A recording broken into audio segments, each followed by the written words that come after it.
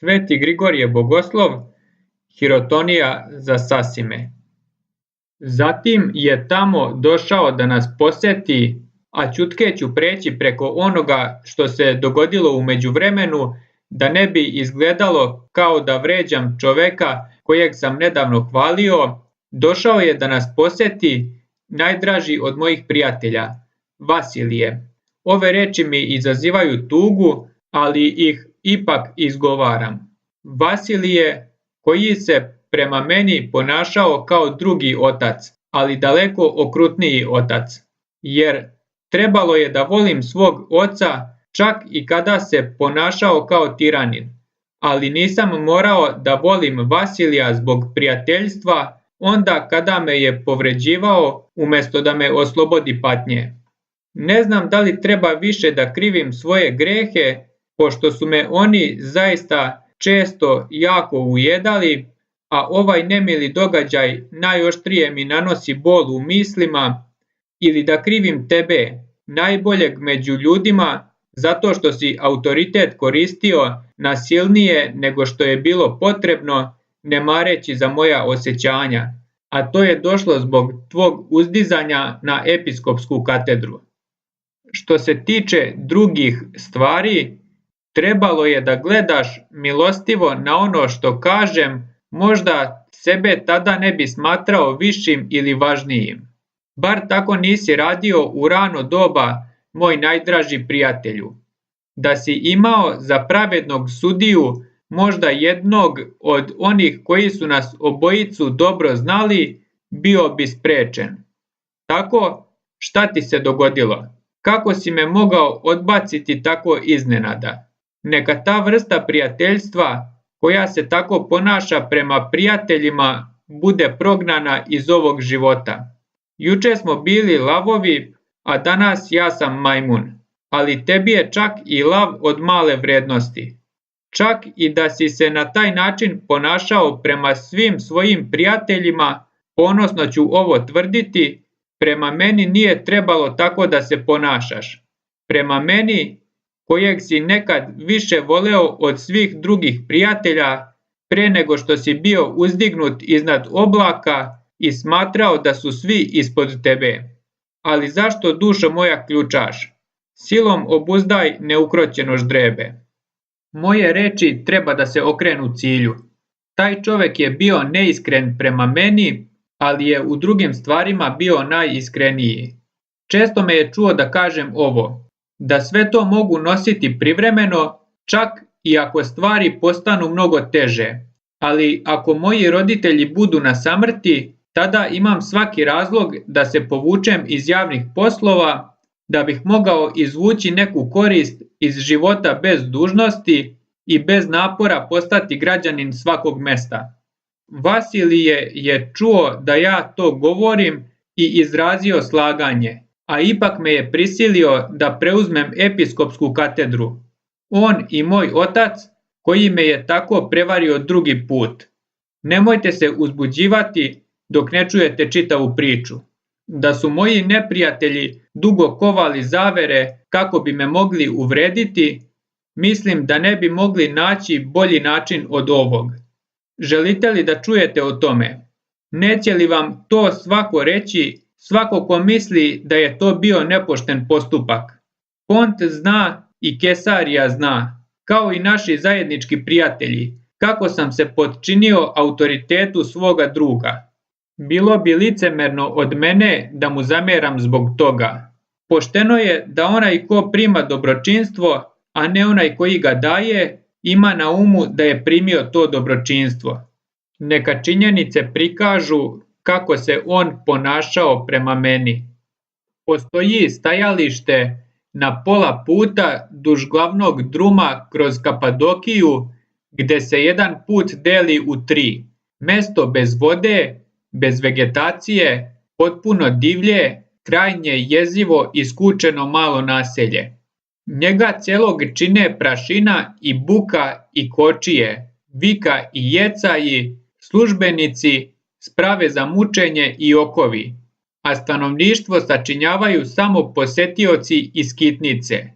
Ovo su bile Sasime, moja eparhija. Ovdje me je on postavio.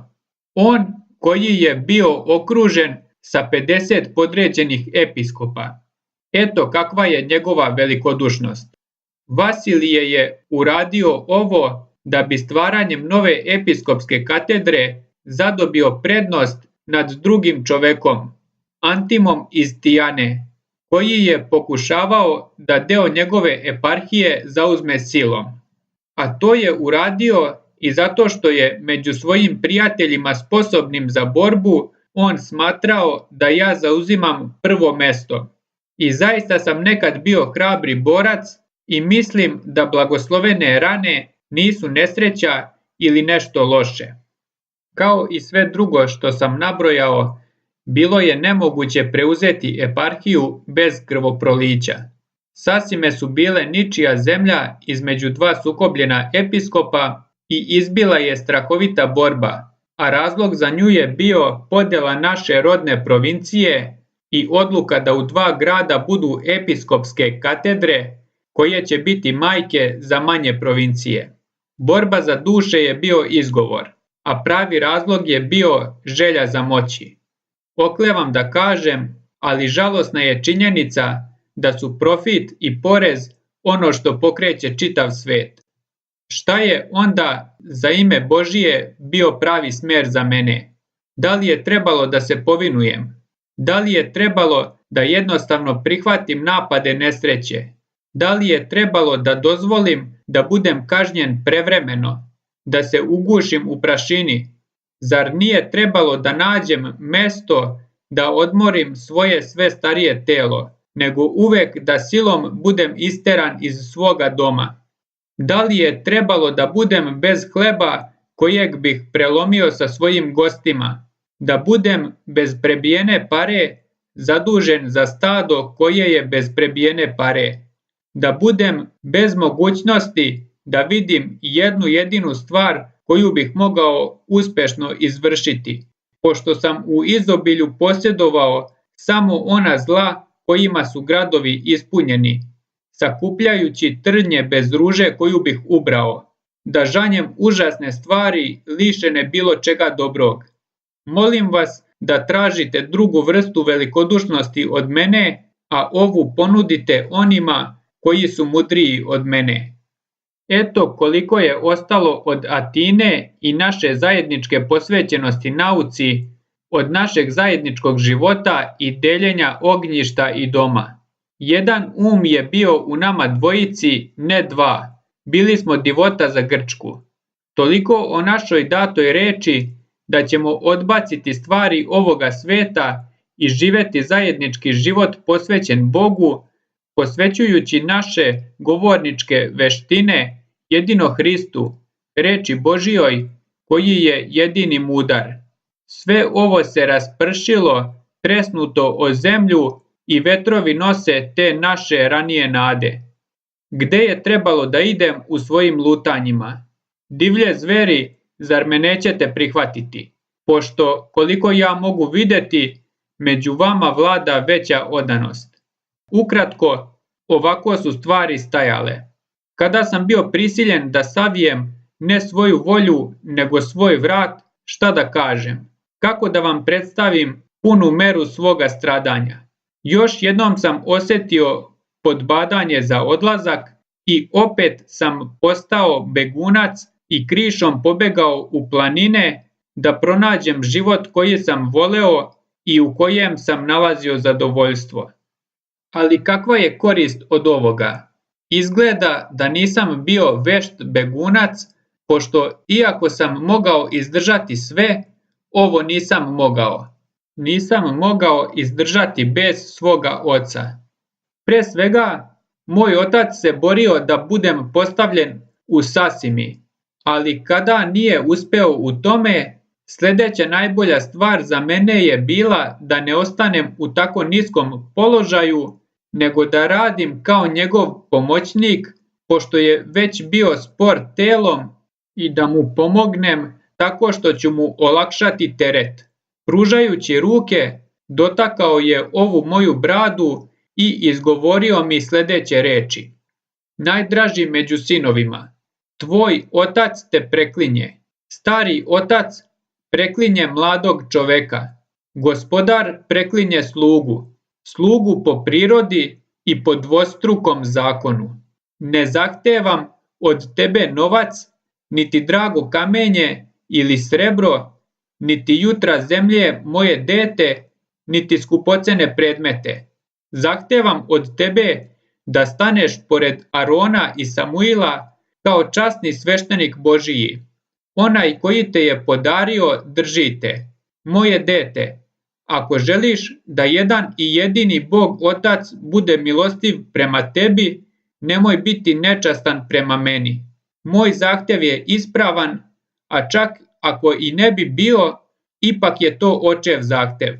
Ti još nisi izbrojao godine života koje bi bile jednake vremenu koje sam ja proveo u svešteničkoj službi. Učini mi ovo što ti tražim, učini mi ovo ili dozvoli drugome da me položi u grob. To je kazna kojoj te izlažem ukoliko budeš neposlušan. Učini ovo i zbog nekoliko dana koji su mi preostali. A što se tiče onoga što će se desiti posle, možeš i sam doneti odluku onakvu kakvu misliš da treba da doneseš. I šta se desilo kada sam čuo ove stvari i kada mi se duša malo razabrala od utučenosti, kao kad sunce izbije iza oblaka? Kada će se moje patnje završiti? Mislio sam da ne može naškoditi da ispunim očevu želju u pogledu episkopske katedre. I pomislio sam još, ovo me neće držati protiv moje volje, pošto nema ugovora ili obećanja koje bi me zadržalo. I tako me je strah trijumfalno vratio nazad. Toliko Sveti Grigorije Bogoslov govori o ovome.